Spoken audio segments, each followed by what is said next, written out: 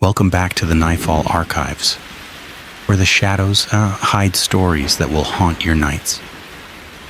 Tonight, we dive into The Whispering Walls, a tale of inheritance, madness, and the voices that live within our homes.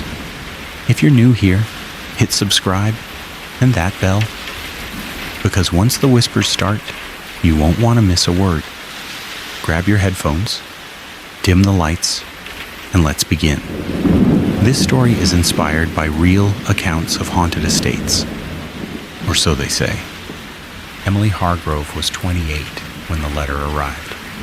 It was one of those old-fashioned envelopes sealed with wax, smelling faintly of dust and forgotten attics.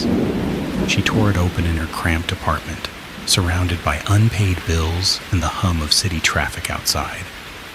"Dear Ms. Hargrove," it read, "we regret to inform you of the passing of your great-uncle, Elias Blackwood. As his sole surviving relative, you are the heir to Blackwood Manor, located in the remote hills of Vermont." Emily stared at the words.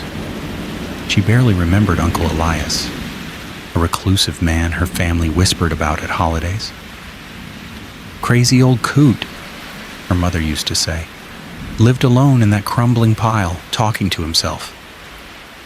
But the inheritance? A mansion? It was a lifeline. Her job as a graphic designer was drying up and rent was due. Selling the place could set her free. 2 weeks later, she drove up the winding dirt road, her beat-up sedan rattling over potholes. The GPS lost signal miles back, but the map led her true. As the trees parted, there it stood. Blackwood Manor, a Gothic beast of weathered stone. Turrets piercing the overcast sky like jagged teeth. Vines choked the walls. Windows stared like empty eyes. Emily stepped out, key in hand from the lawyer. The air was thick, unnaturally still. She unlocked the massive oak door. It creaked like a sigh. Inside, dust motes danced in the faint light filtering through stained glass. The foyer was grand. Marble floors, a sweeping staircase, portraits of stern ancestors glaring down. "Home, sweet home," she muttered, her voice echoing unnaturally loud. She explored room by room, the library with shelves of leather-bound books, the kitchen frozen in time with rusted appliances, bedrooms shrouded in sheets. Upstairs, in what must have been Elias's study, she found his journal. Yellowed pages, ink faded. The first entry: "The walls speak tonight. They know my sins." Emily chuckled. Crazy old coot indeed.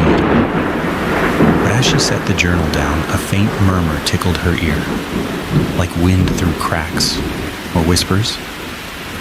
She shook it off. Old houses settle, right? That night she crashed in the master bedroom, exhaustion winning over the musty smell. But sleep didn't come easy.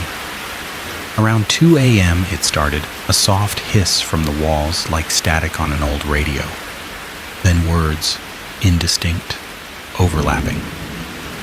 "Emily, welcome home." She bolted upright, heart pounding. "Hello?" Silence, just her imagination. But as she lay back, the whispers returned, clearer. "We've been waiting." Morning brought denial. Emily blamed the whispers on wind or rats in the walls. She spent the day cleaning, blasting music from her phone to drown out the silence. But the house resisted. Dust resettled instantly. Shadows lingered in corners no matter the light. By afternoon, she tackled the attic. Boxes of relics, faded photos, antique jewelry, a locked chest. Inside, letters from Elias to a woman named Clara, his sister, Emily's great-aunt. "The walls took you," one read. "I hear your voice among them. Forgive me." Clara. Emily's family never mentioned her. A quick Google on her spotty signal revealed nothing. But as she read, the whispers began again from the walls around her. This time, a woman's voice. "He pushed me. Down the stairs, brother. Murderer. Emily dropped the letters, backing away. This isn't funny, she yelled. Was someone pranking her? Squatters? She searched the house top to bottom. No one. That night, alone in the kitchen, she heard it louder.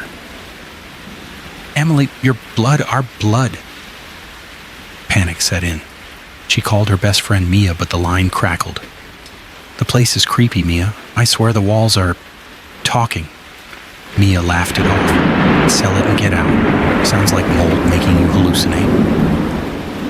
But Emily couldn't leave yet. The lawyer said probate took weeks. She barricaded herself in the bedroom, earplugs in. Sleep came fitfully. Dreams of falling downstairs, a woman's scream. She woke to whispers inches from her ear. Look in the basement. Against her better judgment, she went. The basement door was bolted, but it swung open easily. Down creaky steps, flashlight beam cutting through cobwebs. At the bottom, a dirt floor, old furniture, and scratches on the walls. Names etched deep. Clara, 1952. Elias, 1987. And fresh ones, Emily. Her name carved as if by invisible hands. No, she whispered. The walls answered, yes, join us. If you've come this far, kindly like, follow and subscribe. The scratches sent Emily into a frenzy. She tore through Elias's journal, piecing together the horror, entries from decades ago. The house was built on cursed ground, an old asylum where patients were rolled up alive. Their souls linger, whispering truths no one wants to hear. Elias wrote of hearing his father's confession first, abuse hidden from the family. Then Clara's, her affair, the child she gave up. Elias confronted her. An argument escalated. He pushed her. Accidental? The walls said murder. Guilt drove him mad. He stayed to atone, but the whispers grew, trapping him. Last entry. They want my soul. Emily, if you read this, run. But how did he know her name? The house knew. It always knew. Emily's phone died. No signal, no power, despite outlets working. Isolation hit hard. She tried the front door, locked from outside. Windows jammed. Let me out, she screamed. Whispers laughed. Secrets first. Tell us yours. What secrets? Her life was ordinary. But as night fell, memories surfaced unbidden. Whispers probed. The accident, your parents, you drove. Emily froze. 10 years ago, a rainy night. She was 18, arguing with her parents in the car. She grabbed the wheel in anger. Crash. They died. She survived. Ruled an accident, but guilt gnawed. It was my fault, she sobbed. The walls echoed. Yes, murderer, like Elias. Doors unlocked briefly. She ran to her car, tires slashed. Back inside, the portrait's eyes followed her. In the mirror, her reflection whispered independently, stay. Family. Days blurred. Emily lost track. 3, 4. Food from the pantry tasted ash. Sleep brought nightmares of walled-up patients, clawing at bricks. Whispers evolved. Not just voices, but visions. Touching a wall showed Clara tumbling. Bones cracking. Elias hanging himself in the attic. Wait. The lawyer said natural causes. Lies. She found tools in the garage hammered at a wall. Plaster crumbled, revealing bones. Human embedded like fossils. The walls are alive, Elias had written. Souls fused into the structure, feeding on guilt. They needed a new host to expand. Emily's guilt amplified. Whispers chanted her parents' last words. Why, Emily, why? She clawed her ears, drawing blood. Stop! But they promised peace if she confessed fully.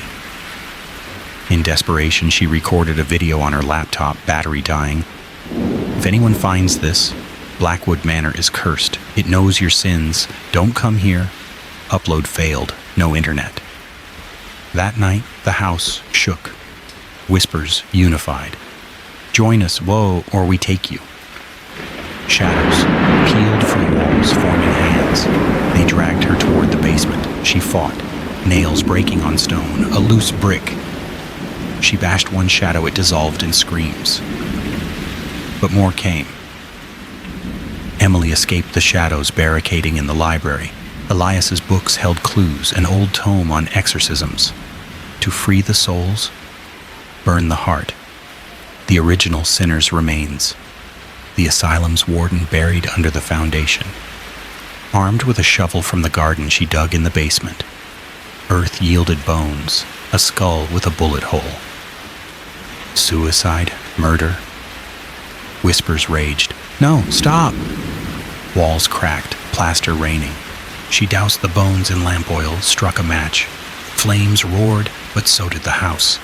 Beams groaned, floors tilted, visions assaulted. Her parents crash in vivid detail, her hand on the wheel. Accept it, whispers urged. Become the wall. Fire spread. Emily ran upstairs, flames licking heels. Door finally burst open. Freedom? Outside, the manor burned, whispers fading to wails. She collapsed on the lawn, sirens distant, rescued. But in the hospital, bandages on burns, she heard it. A faint murmur from the white walls. Emily, we're still here, in you. Weeks later, Emily sold the ruins, buyers unaware. She moved cities, therapy helping bury the guilt. But whispers followed. In apartments, offices, even her new home's walls, subtle at first, then louder. Tell them our story.